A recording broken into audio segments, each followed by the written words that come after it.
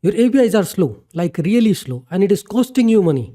In this video, I will show you why 90% of developers are using the wrong API style and which one will make your system 100 times or 10 times faster.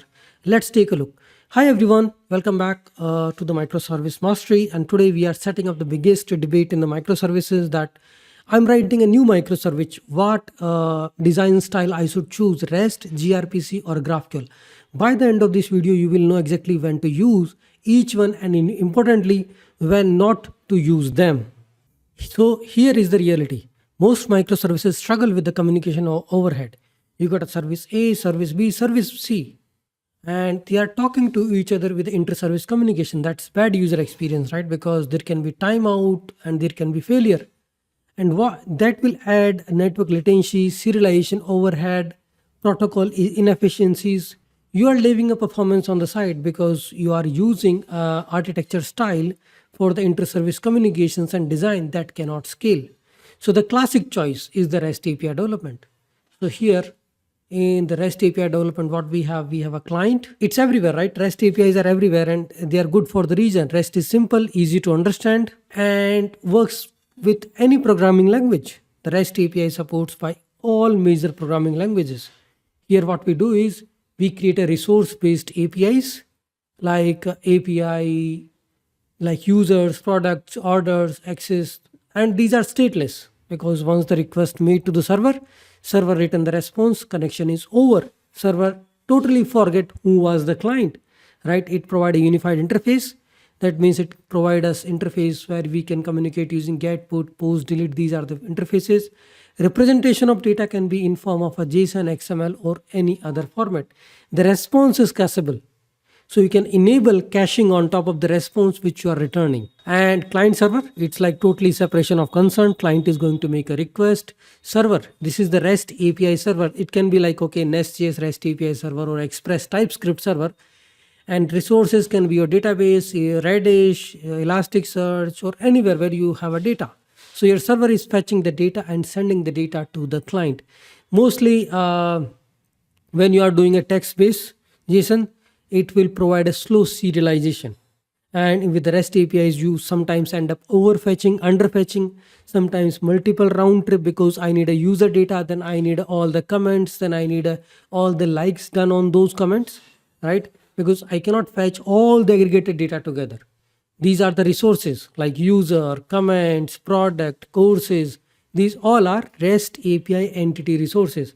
And then we create a verbs. These are called REST API methods on top of that. Get all users, create user, update user, delete user, fetch all users. So all these things, paginations, searching, sorting, simple CRUD operations, they all become part of this REST interface. So we also add security on top of that. Like here, the client is sending the request, API user, give me this user ID, server will receive a request. Now, for the security purpose, you can send a headers, you can send a cookies, you can send a session ID, you can send some kind of a JOT token. These are the different ways to enable the security because server also need to identify who is the client, who is asking for the user ID information. Is he authorized to fetch this information?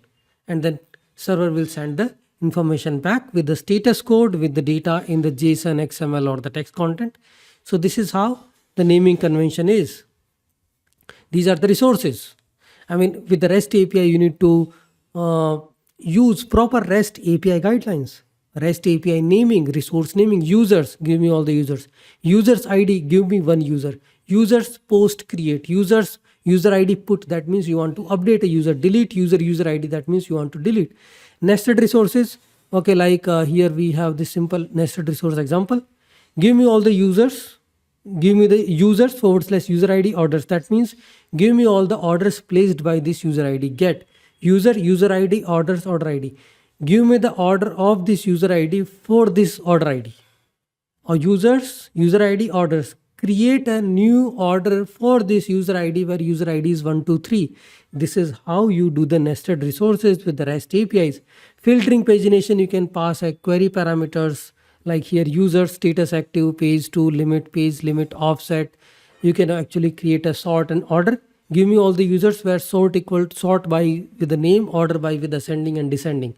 Because pagination and search and sortings revolves around these things: page, limit, offset, sort by, order by, filter by. You can also have another argument like filter, like search argument. Based on that you are doing filtering. So this is a little bit about the REST APIs.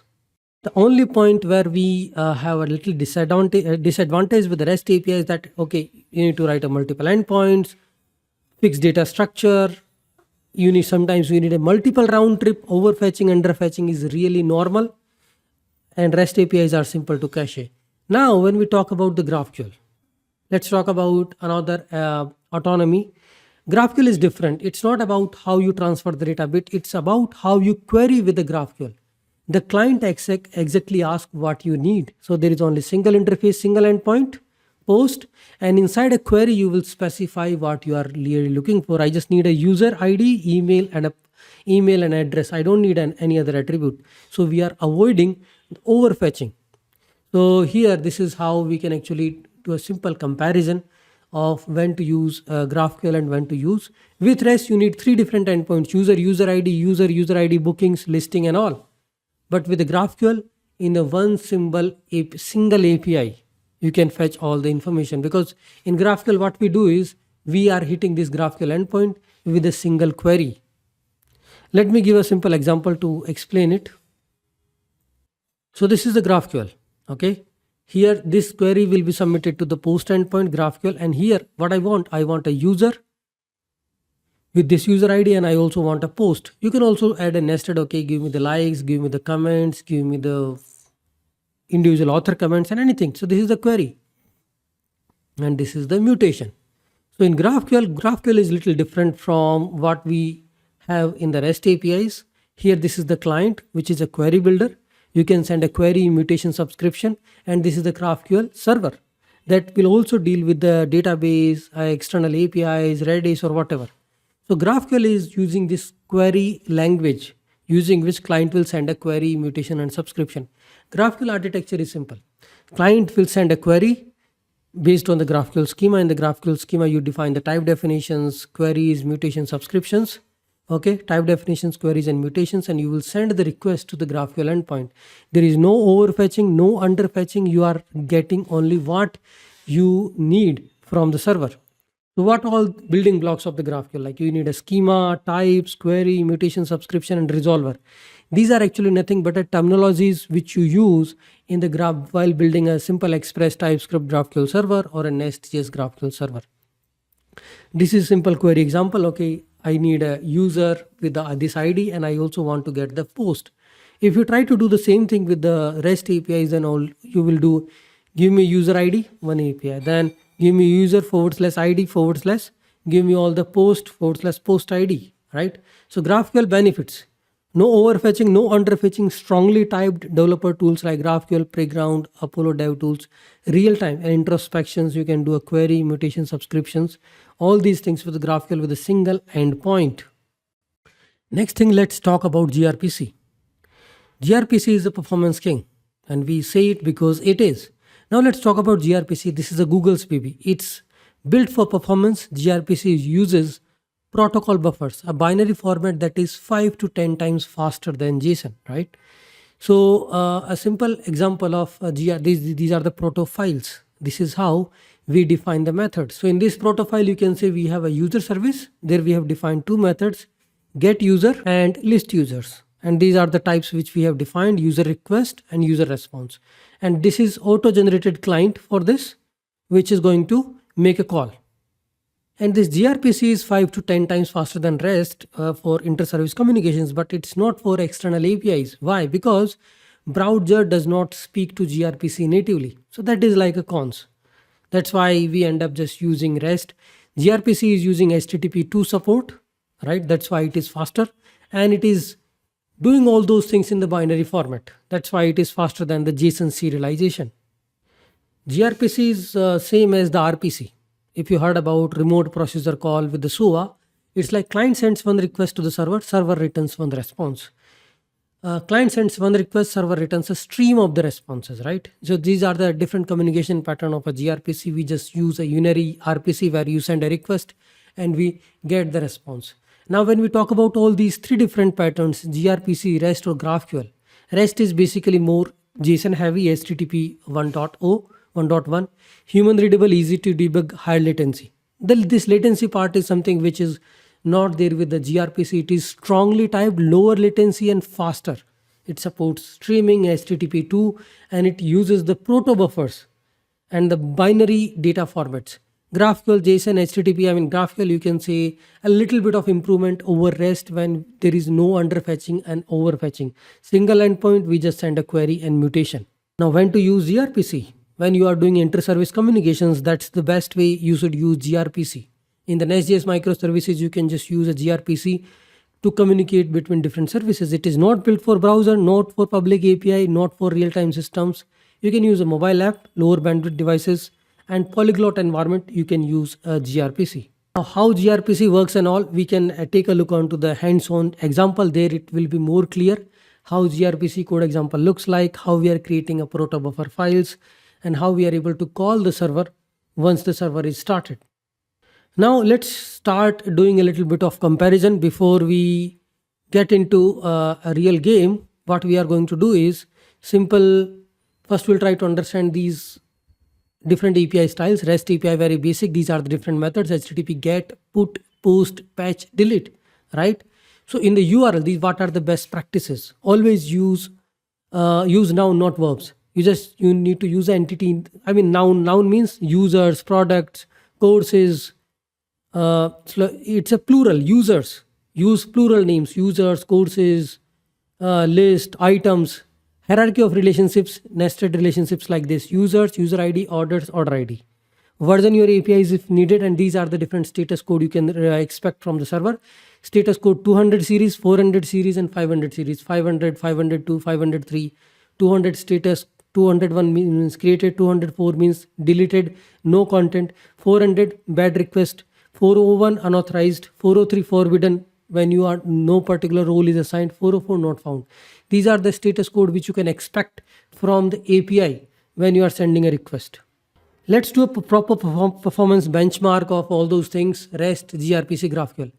gRPC stands out because of the latency, 8 milliseconds, throughput is good, 10,000 requests per second, right?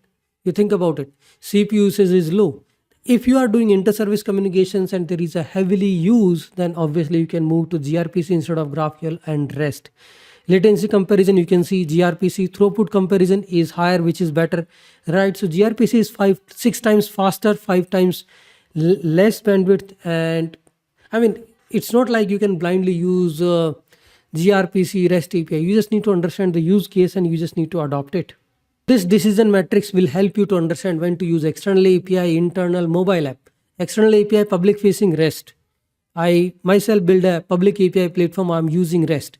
Internal microservices, subgraph, GraphQL, you can use a GraphQL Apollo federations and all. Internal microservice to microservice, you can use gRPC. Mobile apps, GraphQL, because you need to have you don't want to overfetch, underfetch, reduced bandwidth.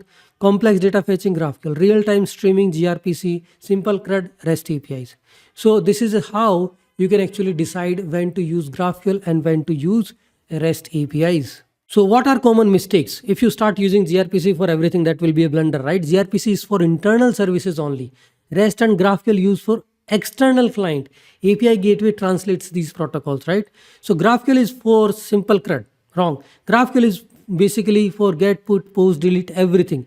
Whenever you need a complex aggregations and you need to support low bandwidth devices, I will always suggest go for GraphQL, right?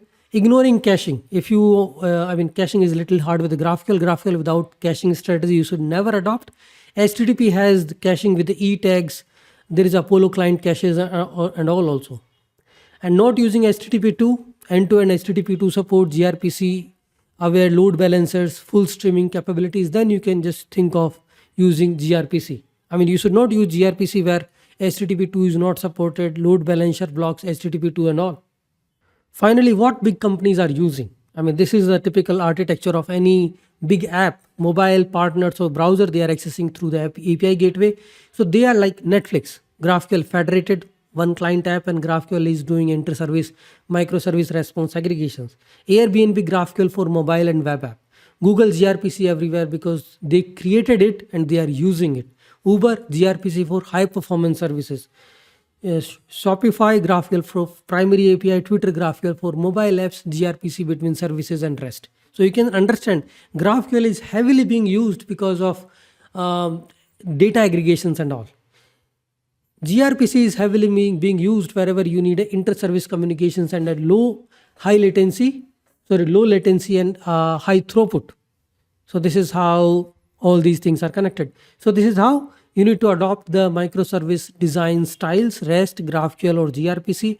In GraphQL, you can use Apollo federations and all those different concepts. In GraphQL, if you are using a router or API gateway, Apollo gateway, then you can use Apollo federation.